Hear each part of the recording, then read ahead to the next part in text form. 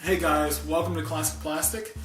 Before I begin this episode on the game we're going to review, Manhunt 2, I just want to, give everyone a heads up. This game deals with mature contents, so I recommend mature viewers only watch this. If you're not comfortable with the material, then please click another episode of Classic Plastik and enjoy that one.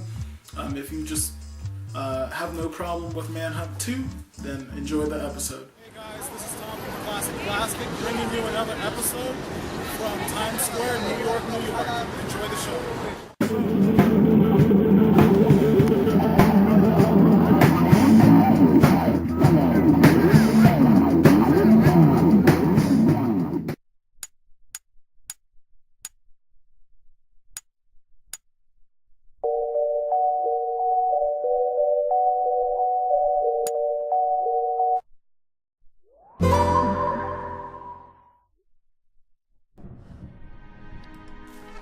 Manhunt follows the story of Daniel Lamb, a once scientist turned lab rat.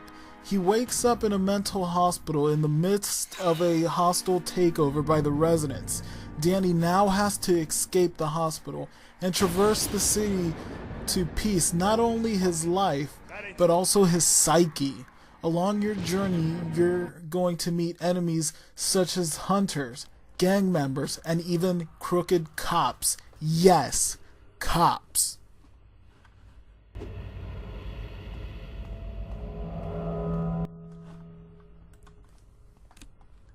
Manhunt 2 uses the same engine as Grand Theft Auto Vice City and San Andreas. The environments are dark and gritty, provoking a feeling of anxiety. Most stages have an abundance of shadows that Danny can hide in. As for the sprites, they look as if their clothes and features are all pre-rendered, very, let's say, crudely pasted on.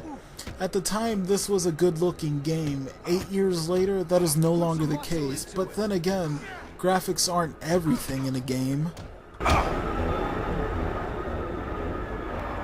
He's down. Don't let him get back up. You did good, Danny. Now go find some first aid. Patch yourself up.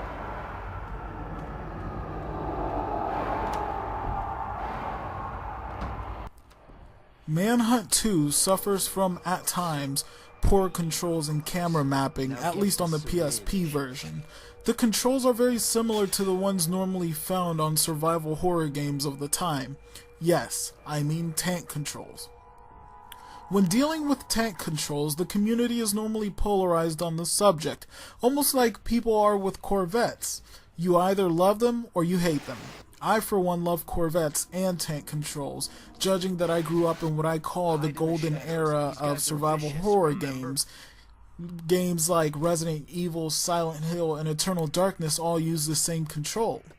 I guess what I'm trying to say is Manhunt follows the control mapping of horror games, which to some is a mixed bag and to others is a touch of nostalgia. And for me, personally, it's a touch of nostalgia I love and miss. Where is this guy hiding?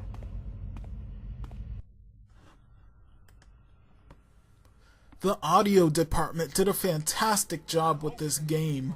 You can hear skin tearing, bone cracking, even cartilage ripping effects subtly interlaced in the cringe-worthy cries of your victims during executions. The weapons are also furnished with sounds unique to their functions. For example, there's a level in the game where Danny is equipped with a crossbow. If you take the time to dispatch the hunter with a headshot, the projectile makes a gut-wrenching hollow sound, very similar to the cracking of a coconut with a rock. This game makes brilliant use of headphones and home theater systems. Most people say the censored gore took away from the game's experience, but what Rockstar wasn't able to show, they more than made up with the sounds that this game produces.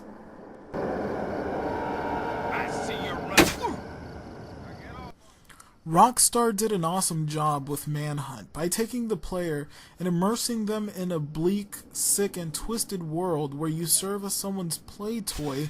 Manhunt reintroduced death and murder in a different way, one that most games don't ever try to go near. Manhunt 2 changed the equation though, in that you take control of an individual with multiple personality issues.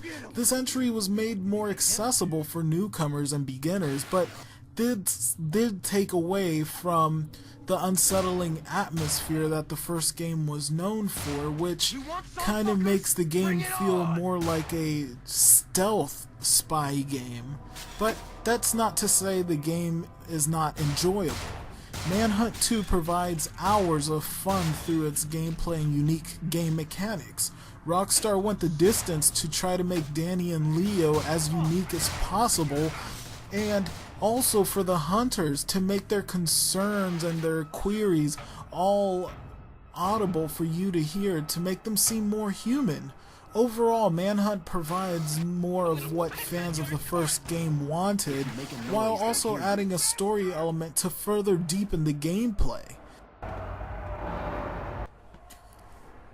Manhunt 2 is a very popular game. It was surrounded with controversy, and everyone and their mother has reviewed this game, but I went into it with a neutral standpoint. I wanted to see what this game was about, and I played it from the beginning to the end and found myself deeply enjoying it, not because of the morbid violence, but just because Rockstar did something new, something fresh. They were expanding on a game that was already unique. Manhunt 2 is on the PC, PlayStation 2, PlayStation Portable, and even the Nintendo Wii. So if this game piques your interest, get it for cheap. Guys, this has been a review from Klassic Plastik. Please subscribe, and until our next episode, game on.